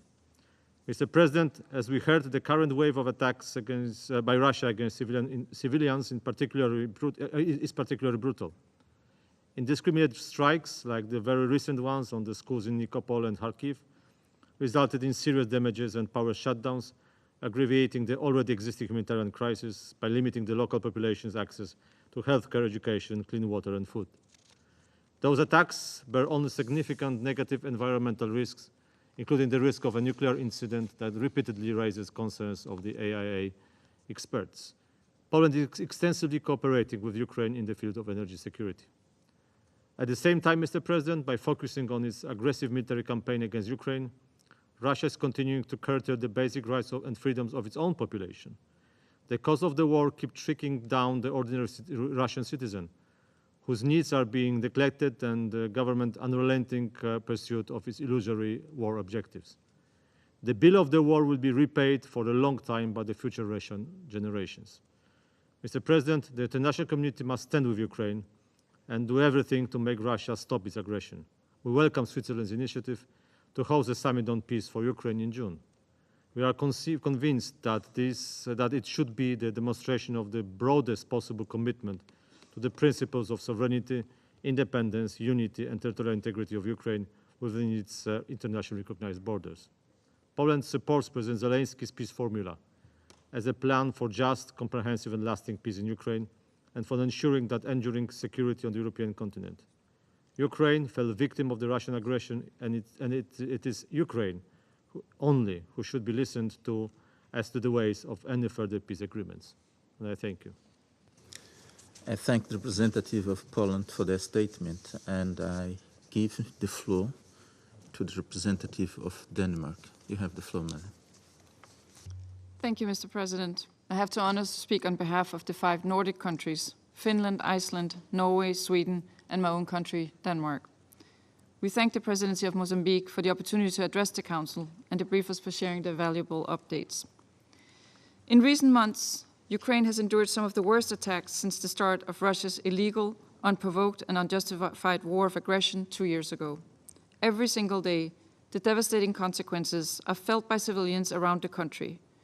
More than 10,800 civilians have lost their lives, the actual numbers likely higher, and many more have been injured, including a growing number of children.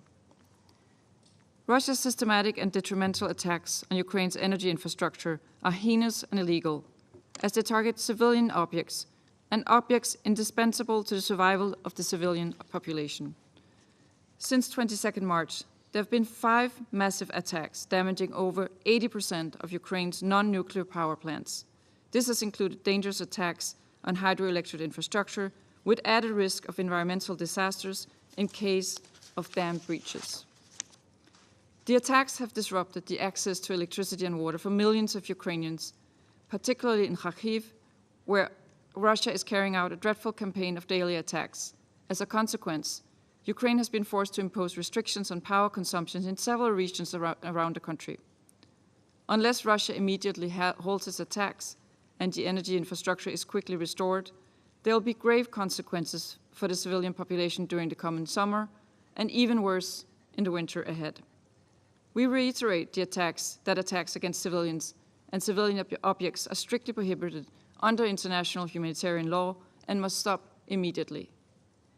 President, we urgently call for full, safe, and unhindered humanitarian access to all areas in Ukraine, including those temporarily occupied by Russia.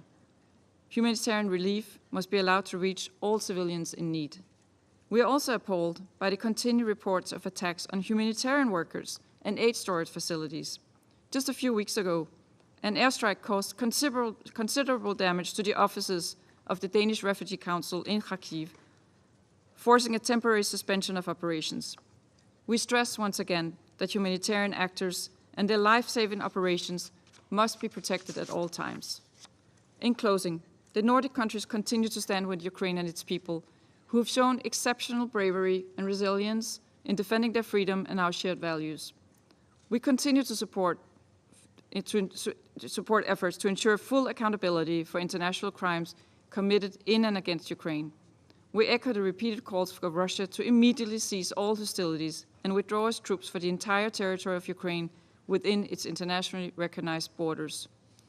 We also extend our full support to the first summit on peace in Ukraine in Switzerland next month and hope that many countries will join.